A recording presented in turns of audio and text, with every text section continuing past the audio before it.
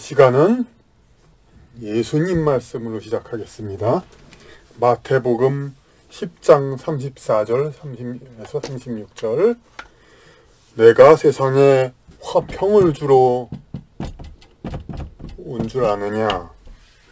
내가 세상에 화평을 주러 온 줄로 생각지 말라. 화평이 아니오 검을 주러 왔노라.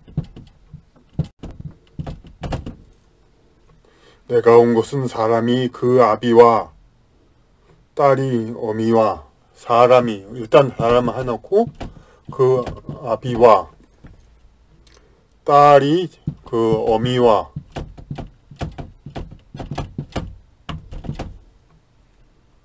며느리가 시어미와 또 불화하게 하리니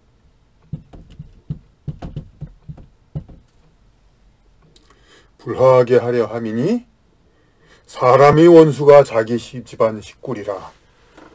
이 말입니다. 이걸 가지고 교회에서 아마 이 얘기 가지고 목사님이 장시간 설교하는 거 들어보신 분 별로 없을 겁니다. 이건 이 얘기 하기가 참 곤란하죠. 그리고 집안을 이제 신앙 문제로 다투고 그런데 집안 누구든지 자기 가족 부모보다 나를 더 사랑해야 된다. 이제 그런 말씀도 있죠. 이제 그러니까 가족 문제보다 신앙을 더 중시해야 된다. 그런 얘기. 그런데 성경에도 또 다른 구절을 언급하면서 누구든지 자기 가족을 버리는 자는 불신자보다 못하는 자니라. 그거는 물론 또 이제 사도들이 말이었죠. 그건 예수님 직접 그 말은 아니고. 그런데 그 얘기를 또 집어넣으면서 이게 기독교가 가족을 버리라는 건 아니다. 하지만 어쨌든 가족을 보다 신앙을 우선하라. 그런 얘기는 있는 거죠. 그런 얘기를 가지고 옛날에 이제 우주임과라는 불교 이제 신자가 쓴 책인데 어떤 예수님의 어떤 그것이 예수님과 그리고 구약의 모든 그런 것이 다 우주인이 온 거다. 도덕을 가르치는 게 아니라 그냥 따르라 그런 거고. 그리고 그러면 그런 이제 판타지적인 여러 설명을 하면서 거기서 또 비판적으로 이제 집안 식구 다 버리고 믿으란다. 참 이게 무슨 종교냐? 이제 불교와 같이 자비가 아니라 이렇게 그렇게 비판적으로 했죠. 사실 이제 우리 깊이 생각한다기보다 이제 일반적으로 생각하면은 어떻게 그러니까 부자 간에 모녀 간에 또 고부 간에죠. 며느리와 시어머니가 며느리와 시어머니와 간에 부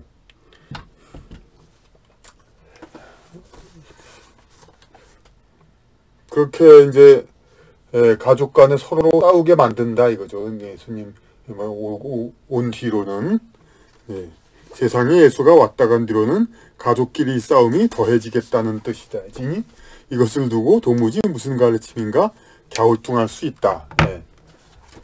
물론 기독교로서는 가족보다 예수에 대한 신앙을 우선해야 한다는 의미로 보면 되지만 회의론적인 안목으로는 이해가 가지 않는다. 이제 신앙을 보지 않고 영적인 것을 인정하지 않고 이제 어떤 실증적인 거 그런 것을만 보려는 안목으로는 이런 거는 진짜 그야말로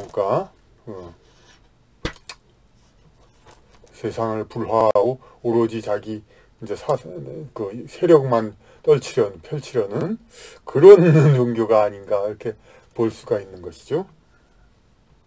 그러나 이 또한 결국은 인간의 영혼이 교류하며 단련하고 화평으로 나아가기 위한 과정이다. 여기 있는 내용이 이제 진리라는 건 아닙니다. 서문에도 있습니다만.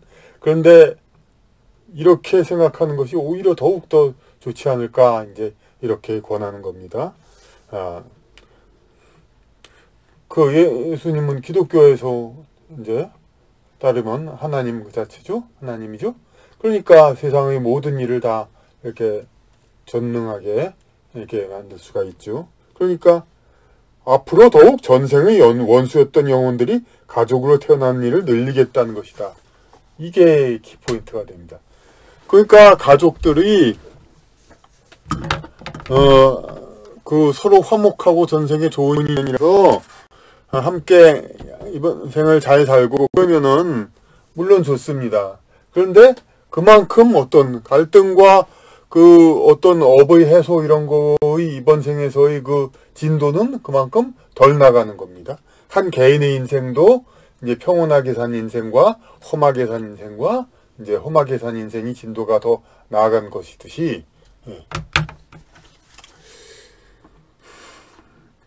근데 전생의 원수였던 영혼들이 가족으로 태어난 일을 늘리겠다. 이제 하나님이 그렇게 예수님이 하나님으로서 그렇게 하겠다는 그런 뜻으로 보겠다 이거죠. 이게 뭐냐면 전생에 살육전을 벌였던 원수들이 후생에도 대립하는 집단으로 태어나 또다시 영토나 재산 분쟁 등의 물질적 이익을 놓고 싸우며 수권을 재생산하는 것보다는 이게 수권을 재생산한다는 거이 그 가족 살육전을 벌였던 원수들이 후생에도 계속 대립하는 집단으로 태어나서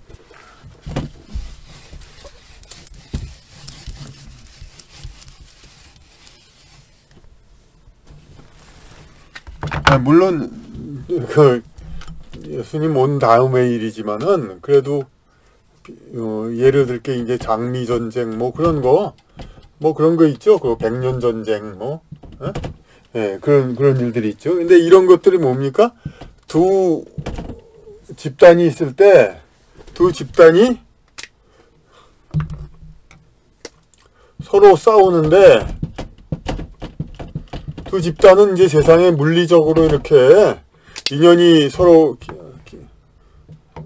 엮여진 집단인데 같은 편은 서로 인연이 더 끈끈한 사람들이죠. 상대편은 보다는.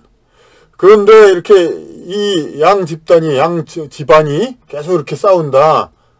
크게 보면 양 국가가 이렇게 한다는 것은 이쪽에 이쪽들은 서로 동료, 이쪽은 안에서는 서로 싸우지 않는 영혼이라는 인연이라는 거죠. 이쪽 내에서도 안에서는 서로 싸우지 않는 인연들이고, 다만 그런데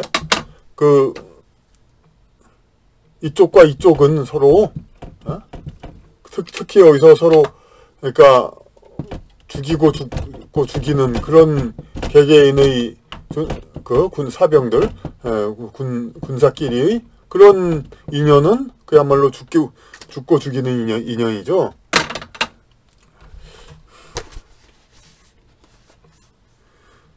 근데 이게 싸움의 이유가 뭡니까? 주로 영토와 재산 분쟁이죠.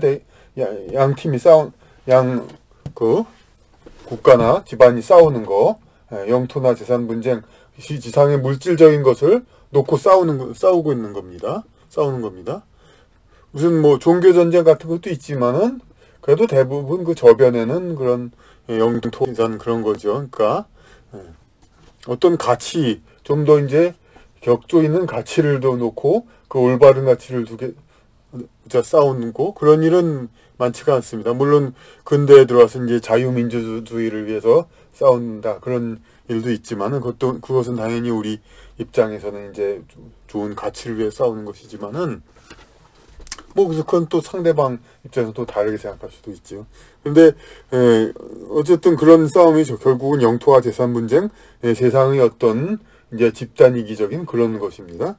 근데 가족으로 태어나 신앙의 문제로 갈등을 겪는 것이 영혼의 성장에 더욱 본질적인 보탬이 될 것이다. 그러니까 이 분쟁하고 서로 싸우는 기로 된 영혼들이 서로 상대방으로 태어나서 그러는 것보다는 요 안에서 이쪽 안쪽에 작은 집단, 그냥 일반 사회에서도 작은 집단에서 그러니까 가족 안에서 서로 그러니까 업을 풀어야 할 영혼들이 함께 태어나는 그런 일이 있으면은 가족끼리 신앙이라든지 그런 문제들로 갈등 겪으면서 그러면서 그 업을 푸는 거 이것이 더 많아진다는 얘기죠. 그러니까 가족으로 태어나 신앙의 문제로 갈등을 겪는 것이 영혼의 성장에 더욱 본질적인 보탬이 될 것이다. 그러니까 가족이 서로 이제 신앙 문제로 이렇게 싸우고 그렇게 해가지고 이제 갈등을 겪는 거. 이 과정을 통해서 영적 성장이 서로 이제 다른 남남끼리 재산 가지고 싸우는 것보다 더 영적 성장에 보탬이 된다 이거죠. 가족끼리 이제 신앙을 두고 대립하는 것은 물질을 두고 대립하는 것보다 그 극복하는 과정에서 진리를 깨닫고 영적인 성장을 더욱 취할 수 있다. 그렇죠. 이제 어떤 물질을 두고 대립하는 그런 게 아니라 신앙의 문제로 서로 다투는 거 똑같이 다툴 바에야 신앙 문제로 다투는 게 물질 가지고 다투는 것보다 나은 거죠. 사람들은 이제 보통 사람들은 신앙 문제 가지고 다투는 걸 가지고 왜 쓸데없는 걸 가지고 다투냐 그렇게 생각을 하죠. 그럼 재산 가지고 다투는 건 그럼 쓸데있는 거 갖고 다투는 겁니까? 오히려 재산 가지고 다투는 게 더 하지 말아야죠. 재산 양보하고 말지만은 정신적인 어떤 자신의 가치 이런 거 가지고는 충분히 토론하고 타협해봐야죠. 이제 신앙을 두고 대립하는 것은 물질을 두고 대립하는 것보다 그 극복하는 과정에서 진리를 깨닫고 영적인 성장을 더욱 취할 수 있다. 가족관계는 쉽사리 뗄 수 없는 관계이니만큼 서로의 다른 신앙을 수용하고 이해하려는 노력을 더욱 할 수밖에 없을 것이다.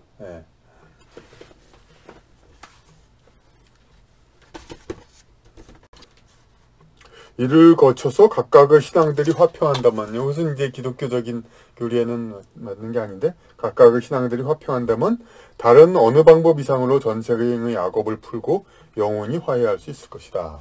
이제 같은 이제 가족 내에 불교와 이제 기독교 집안이 있는데 그것이 이제 서로 화평을 한다면 가족끼리 서로 다른 신앙을 가지고 있으면서도 그것이 오히려 악업을 풀고 영원히 화해할 수 있을 것이다. 그런데 이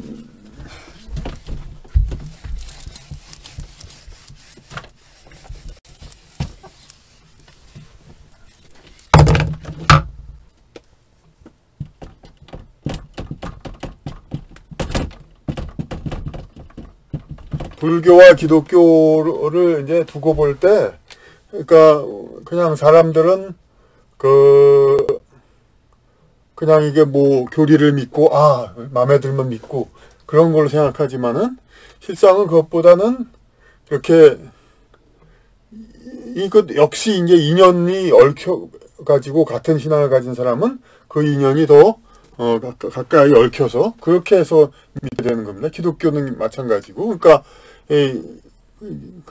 한국 땅에 특히 기독교인이 많은 건 이제 2차 대전 패전 후에 이제 서양 전쟁을 영혼들이 많이 오니까 어떤 기독교적 이제 국가의 전쟁을 가진 사람들이 많이 기독교를 여기서 땅에서 믿는 것이죠. 이제 특히 기독교 인도자 같은 사람들은 이제 어떤 이스라엘이나 그런 쪽에 전쟁을 가진 그렇다고도 많이 추정할 수가 있고, 그러니까 어떤 인연을 가지고 이렇게 같은 종교를 믿는, 같은 종교를 믿으면 이제 공동체로서 서로 생활도 가까이 하고 이제 교류를 가까이 하죠. 인간적으로 또 가까이 이제 친해지고, 그러니까 그런 것을 그 집단들이 있는데 이제 이게 한 국가나 한 국가 사회에서 서로 이제 충돌할 때 어떻게 우리가 변화하느냐 이거죠. 그런데 불교 혹은 이제 제가 아는 분의 이제 가족을 통해서 알아보면은 불교 혹은 이제 집안에서 제사를 많이 잘 대대로 지내는 유교 그런 집안인데 어느 한 사람이 기독교를 믿게 됐어요. 그래서 이 기독교를 믿으면서 이제 제사를 이제 전통적으로 안 지내고 다른 식으로 이제 가려고 하죠. 그런데 이때 다른 이제 가족들이 이제 같이 따라주냐, 같이 따르라고 그러죠. 근데 같이 따르지 않는 경우가 있습니다. 그러니까 그리고 어떻게 되냐면 이 집안이 그러니까 기독교 집안을 변할 때 현생에서 그럼 여기 불교나 그 유교를 믿었던 가족들이 하나하나 중간에 기독교를 다 바꾸고 그렇게 되는가. 이제 그런 경우기도 하지만 또 완강하게 안 그러기도 합니다. 그리고 때로는 이제 이제 기독교를 믿었던 이제 형제가 있지만 믿게 된 불교에 전향해가지고 예, 그렇게 해서 분위기가 전부 이렇게 확장이 돼, 이제 가족이, 예, 불교 분위기로. 그러면은, 애초에 불교 아니면은 안 믿을 그런 영혼이 이 집안에 있었는데, 집안이 분위기가 기독교로 자꾸 바뀌어 간다. 그럼 이 불교를 믿었던 그런 영혼의 사람은 어떻게 되는가? 중간에, 오히려 이제 이 집안 혈통으로는 계속 이어지지만은 영혼이 바뀌어지는 겁니다. 그러니까 예. 왜냐하면은 이 집안의 종교가 바뀐다는 것은 어느 종교를 믿는다는 것은 영혼이 어느 인연 그룹에 있기 때문에 예, 같은 종교를 믿는다고 보니까 집안의 종교가 바뀐다는 것은 그 집안이 뭐 사람이 현생에서 뭐 어떻게 특별히 달라진다기보다 물론 그런 경우도 있긴 하겠죠. 이제 이 양쪽을 어떤 점이지대 믹스 예, 그런 지대의 영혼으로서 두 가지를 겪는. 하지만 아직은 도무지 이제 기독교 쪽으로 넘어가지 않을 영혼도 있습니다. 그런 영혼이 어떻게 된 경우가 있었냐면은 그러니까 여기 기독교를 전향한 분의 누이, 매부, 매형, 전부 정신 이상되다가 요절, 그리고 그 누이, 매형의 조카들을 거두어 길렀죠, 이제. 그러고 이제 본인은 또 위아들이 있는데 사고로 죽고 이런 경우들이 있어가지고 결국은 이 집안에서 애초에 기독교로 점지되지 않았던 영혼들은 중간에 취소합니다. 이 집안에서의 삶을. 그리고 이 집안에서는 이제 기독교를 믿는 사람들만 이제 무병장수를 하든지 어떻게. 그래가지고 하여튼 집안의 어떤 종교를 어떻게 뭐 인위적으로 바꾼다 이거는 상당히 어떤 세상의 그렇다기보다도 세상에서 뭐 그냥 취향을 바꾸는 단순히 그 정도가 아니라 어떤 그 집안의 영혼 체계를 바꾸는 겁니다. 혈족으로 이어진들 그건 큰 관계가 없습니다. 혈족 유전자는 이어지지만 영혼 자체가 바뀌어집니다. 영혼이 바뀌어져 가지고 어떻게 되죠? 그러니까 다른 기독교를 믿는 영혼들로 그 집안이 채워지는 거죠.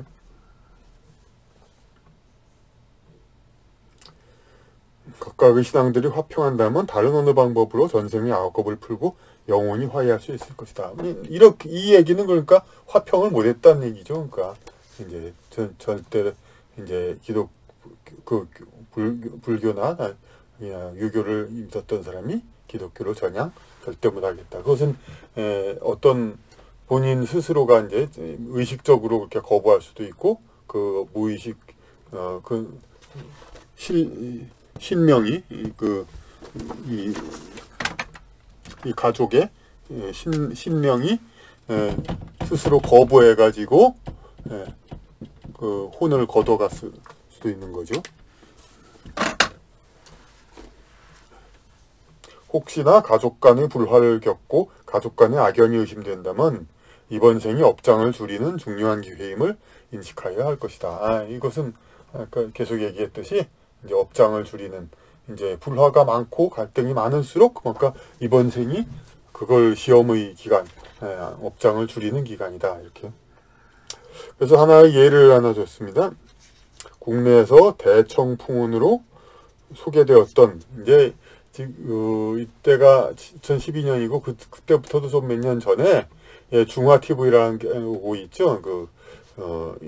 케이블 TV 중에 지금은 중화 TV라고 있긴 있습니다만 켜보면 맨날 드라마 재탕 그런 것만 반복하고 있지만, 옛날에는 상당히 어떤 뉴스와 유익한 기도 많이 넣고, 아직 이제 좁은 화면에 늘어 나올 때, 그러면서도 물론 드라마도 소개했는데, 상당히 그때도 아주 중국에서 아직은 작은 화면으로 나왔지만은 아주 좋은 이제 사극들이 많이 있었습니다.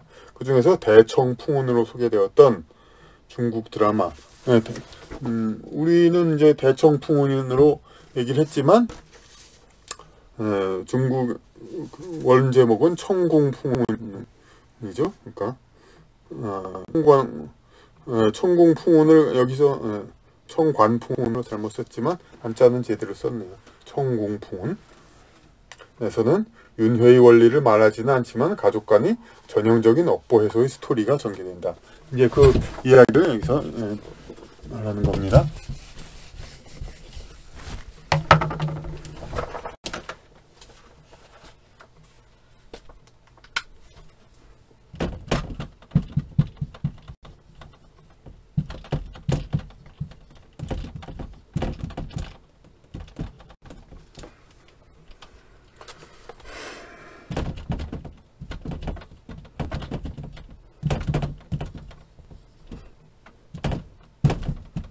대청풍운, 청공풍운.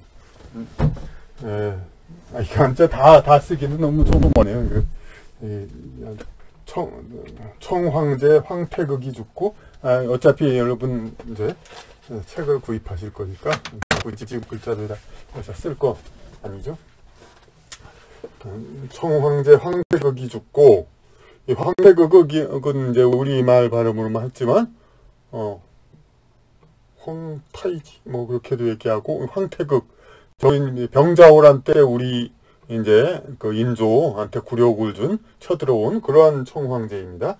여러분이 잘 아실지 모르겠지만, 이제 병자호란 때 청황제에 쳐들어왔던 황제는 이제 청나라라는 중국 국가의 황제가 아니라, 그러니까 그때는 만주만 지배했던, 그때 말로는 황제라고 했지만은 실질적인 황제가 아니죠. 조선보다 인구가 더 훨씬 적은 이제 만주의 국가이죠. 다만 이제 그것만 강한 거죠. 이제 무예가 강하니까 이제 조선을 이긴 거죠.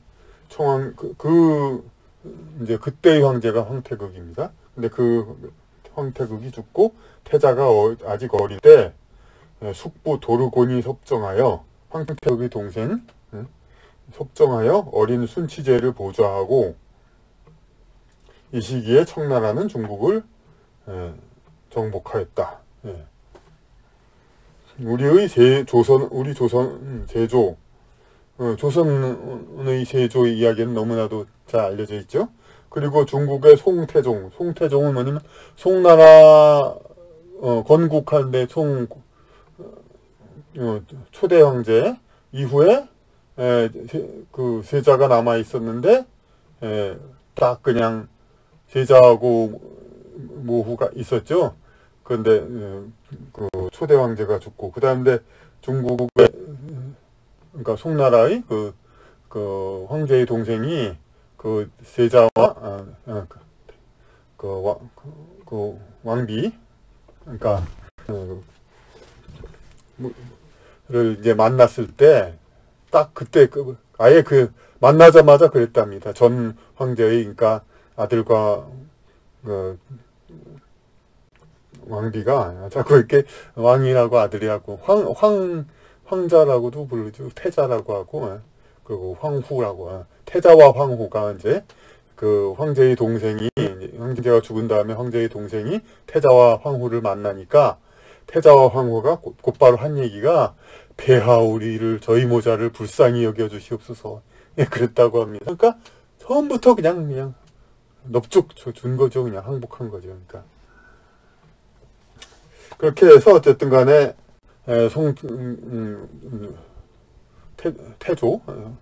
태조라고 부르는지 어쨌든 고조인지 모르겠는데 송 첫 황제 다음의 태종은 동생이 이어받았고 명락제 뭐냐면은 그 명나라 초기 주원장 잘 알죠? 주원장이 그 아들이 있는데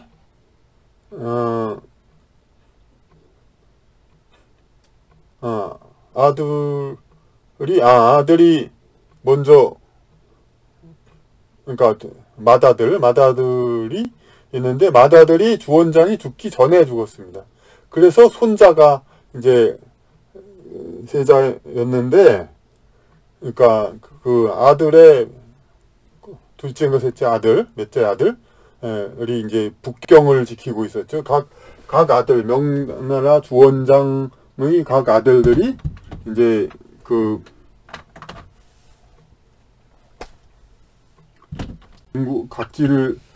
각지에 다 이제 지키게 했는데 명나라 그 주원장은 그때 수도는 남경입니다. 이제 한족의 정권이니까 한족의 중심지.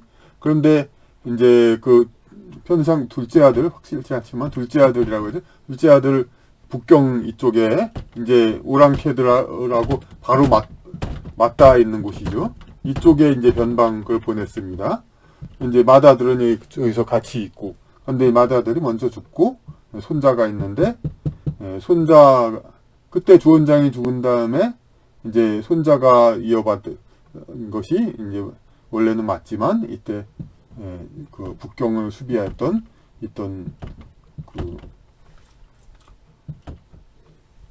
그러니까 그런 다른 왕자가 이제 와서 점령을 한 거죠. 그리고 이 아무래도 북경이 이제 기가 세고 이제 북경 사람들을 데리고 싸우는 게 더 이제 강하니까 이제 그 이쪽으로 다시 수도를 옮겼습니다. 그러니까 그래서 계속해서 이제 마치 지금 중화민국도 또 처음에 장안계석은 남경 이런 쪽에 그러니까 수도를 세웠는데 모택동이 다시 북경으로 옮겼죠. 그러니까 계속 북경이 이제 중국을 지배하는 그런 체제가 됩니다.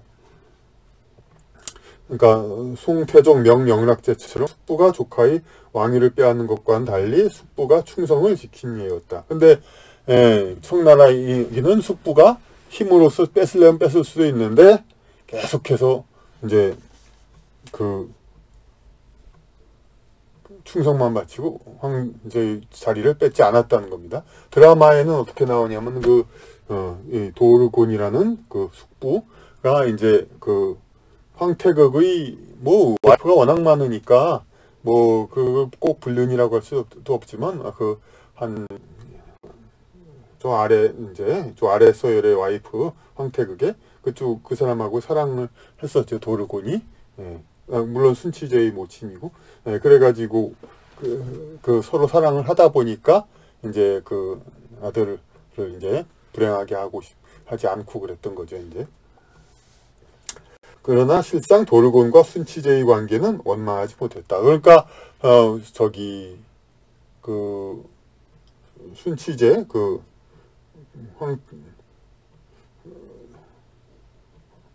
황태의 아들 순치제는 숙부 도르곤과 원만하지 못했다. 이 말은 뭐냐면 순치제가 태어날 때 그의 어머니와 친한 도르곤이 와서 그의 어머니와 친하다는 사랑이 있었다고 드라마에 나오죠. 와서 그를 안자마자 순치제는 울음을 터뜨린다. 어린이 가끔 그럴 수가 있죠. 그러니까 자라면서 권력을 가진 도르곤이 마음만 먹으면 황제에 오를 수도 있는 상황에서 순치제는 불안해하며 수시로 숙부가 목을 조르는 꿈을 꾼다. 이제 많은 갈등에도 불구하고 도르곤은 자신이 통일한 나라를 조카에게 주고 죽는데 그 전에 순치제는 의심을 풀고 황부라 부르며 화해한다. 이게 그 이야기죠.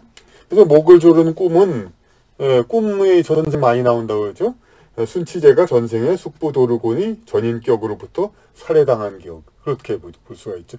전인격이 아니라 현인격일 수도 있죠. 이제 그때 황자 도르곤이라든지 전쟁하고 뭐 그냥 권력 투쟁하면서 뭐 사람 많이 죽였겠죠. 그러니까 전인격으로부터 살해당한 기억이다.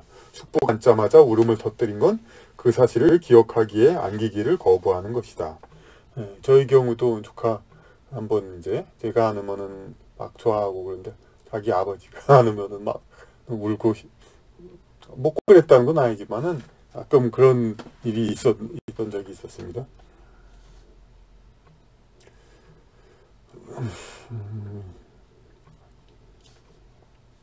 숙보가 앉자마자 울음을 터뜨린 건 그 사실을 기억하기에 안기기를 거부한 것이다. 전생에 자기를 죽인 사람인 걸 알기 때문에. 전생의 순치제를 살해한 원수가 도르곤이었지만 현생에서 도르곤은 통일의 대업의 성과를 조카에게 바치며 죄를 갚았고 조카는 의심을 품음으로써 화해와 용서를 하였다.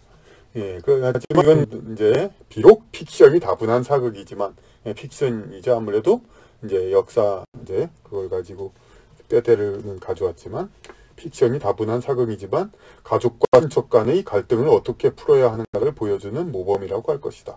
이제 전생의 원수가 이제 가족을 태어났을 때 서로 이렇게 이제 그것을 어떻게 다시 풀어가는가 이거. 함께 살기로 인연 지어진 부부 사이에 가정폭력 등 상대방의 해를 끼치고 싶은 충동이 자주 일어날 수 있다. 이제 부부 사이에 괜히 싫어를 모르니까 처음엔 좋죠. 왜냐하면은 처음에는 그 이번 생에서 인연을 시작하기로 돼 있으니까 남녀가 만나서 서로 같이 살 인연이니까 처음에는 같이 살아야 한다는 느낌을 받으니까 처음에는 좋죠. 그래가지고 같이 살다가 그러다가 나중에는 서로 간에 해를 끼치고 싶은 충동이 일어나는 이제 좀 안 좋은 그런 경우. 이거는 이제 그 부부와 같이 그렇게 생애 중에 엮어지는 인연이 아니라 부모 자식 인연으로라도 그건 마찬가지로 봐야 합니다. 그러니까 자식이 부모를 찾아서 세상에 오는 거는 좋아서 오는 거나 마찬가지죠. 부모가 아기를 낳는 것도 섹스의 쾌락과 그런 좋은 거, 그게 좋으니까 한 거고, 서로 좋아서 만나는 건 어느 인연이든 다 마찬가지입니다. 그런데 그게 악연일 수도 있는 거죠. 당연히 전생에 해를 당한 것에 대한 복수의 욕망이다. 그러나 그런 충동이 일어날 때마다 자비로 누그러뜨리고 대신 사랑으로 배우자를 대하면 그렇게 한 매일매일이 자신이 영적으로 덕을 쌓는 보람있는 하루가 되므로 긍지와 뿌듯함으로 보낼 수 있을 것이다. 이렇게 얘기를 했는데요.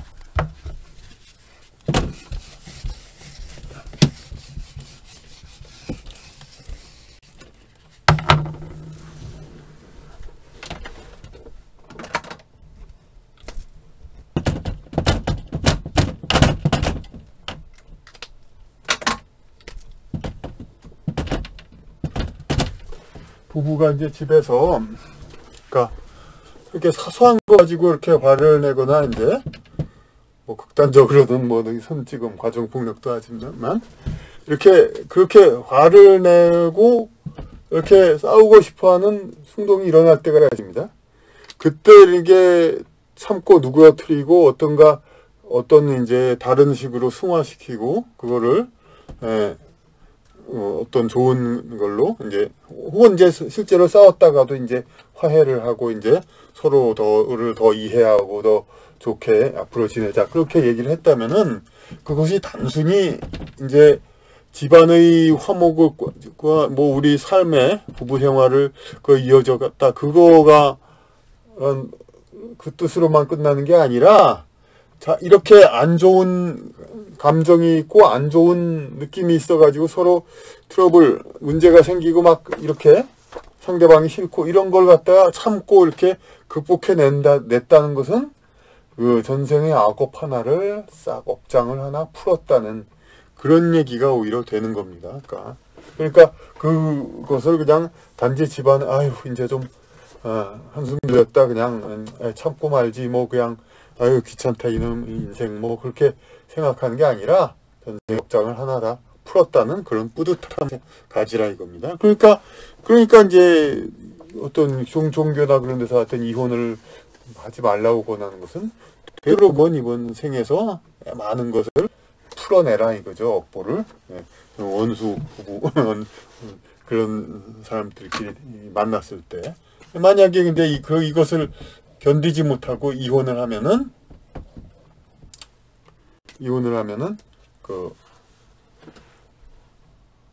그것이 이제 좀 물론 이제 현생에서는 어느 정도까지만 이렇게 하라, 어느 젊은 시절 그렇게 또 인연 지어질 수도 있지만은 어떤 송 상당히 좀 더 갈 수 있는데도 좀 이제 너무 쉽게 못 참고 그랬다. 이런 경우는 뭐 또 분명히 그렇게 얘기할 수가 있죠. 다음 생에도 또 만난다, 또 만난다 이렇게. 예. 왜냐하면 이번 생에서 제대로 끝내지를 못했으니까. 그러니까 이혼을 하지 말라 그러는 종교적인 그런 건 고리타분한 게 아니라 최대한 할 수 있는 한은 이제 업은 이제 풀고 이번 생에 풀라 그런 얘기가 되죠. 이제 물론 또 그러니까 절대적으로 무조건 참으라 그건 아닙니다. 이제 어떤 이제 자기의 어떤 배우자도 또 그러니까 왜냐하면 자식 그런 인연도 어떻게 한도가 있잖아요. 특히 가족 20세까지만 같이 가까이 지내다 그 이후로는 거의 멀어지든가 뭐 그런 식으로 가족들도 다 그렇게 지내죠. 그런 인연들이란 게 모두 평생 똑같이 쭉 가라는 법은 없습니다. 그러니까 마찬가지로 부부도 어느 시기에 좀 이제 만나라 그런 얘기는 이게 있으니까 때가 되면 또 엄밀히 말하면 헤어져야 할 경우도 있긴 있습니다. 하지만 그럴 만한 이유를 하여튼 자기 스스로도 분명히 확실히 합리화를 하고 그렇게 해야 된다고 그렇게 볼 수 있겠습니다. 그러니까 좀 할 수 있는 한은 이제 그러니까 자기가 이제 풀을 능력이 있는 그런 것은 할 수 있는 한은 많이 풀고 그래야 하는 것이 모든 사람 관계라고 보겠습니다.